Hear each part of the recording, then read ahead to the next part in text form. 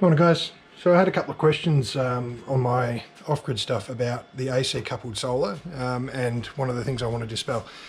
The AC coupled solar does not go on AC output 2, right? I mean, there is scenarios where you can configure that to be the case, but if you want it to be available when it's off-grid, it goes on AC output 1. So this little diagram on the front of your inverter, it's meant to be taken literally, right? I'm fortunate enough to have a Quattro, which has got 2 AC inputs, so I've got one that's configured for grid charging if you've got it configured that way, which we don't, and the other one for us is the generator input. So one of the quirky things about this is AC output 1 is actually where all your loads are. Well, that's where you plug in your inverter. That seems unusual, right? You think surely there's some special feature about this, but there isn't. What this thing will do when you've got the ESS AC coupled inverter, PV inverter assistant loaded in it, is it'll frequency shift to tell these things to produce power and not to produce power. So what you've got to watch out for is if you have got an AC load here and you haven't configured this thing correctly, what's going to happen is this thing won't provide the frequency anymore. It won't be the source of the frequency, and it also won't be the source of the voltage. It can power assist and it can take up some slack in current and whatnot. But if you've got a generator or you've got some other power source here and you've misconfigured this, these things will obey the frequency that they see coming from your power source. So if that's the grid or if that's the generator and your frequency is at 50 Hertz, that's okay for them to produce power. This controls the power by pushing the frequency up, saying if 53 Hertz is don't produce any more power, right?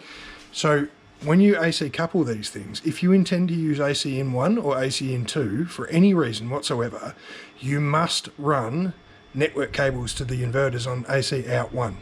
You have to, because otherwise this thing's got no way to tell them to slow down. So if you're producing too much power and you've got a grid frequency input from some other power source like shore power or something like that, these things won't slow down.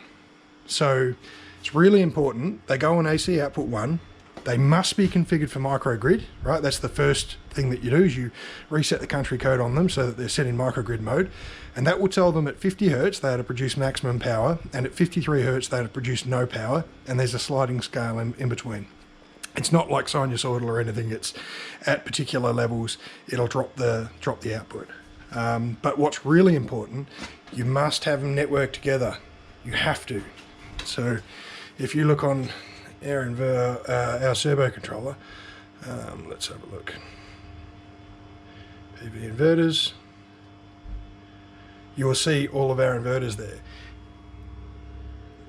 Right, they're all configured for Modbus TCP. So that's the other thing. That's a service that you have to have switched on. Where's it under? Let me see if I can remember. Services, Modbus TCP is enabled. That must be on. They must be configured to, there's some instructions on how to configure those things on the Victron website. It's really, really important that you configure them correctly, and they've got, there's a configuration that you need for how it ends one of the messages or something. I can't remember exactly what it is off the top of my head. All of mine are configured. If for any reason you have any AC input sources, you have to have these things connected with the network, and they have to have Modbus enabled.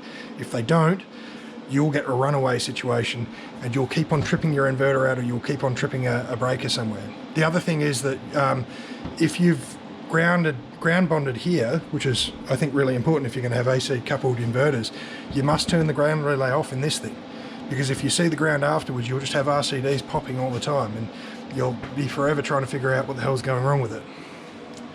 Anyway, that's enough for that. I think hopefully that covers the questions that were asked.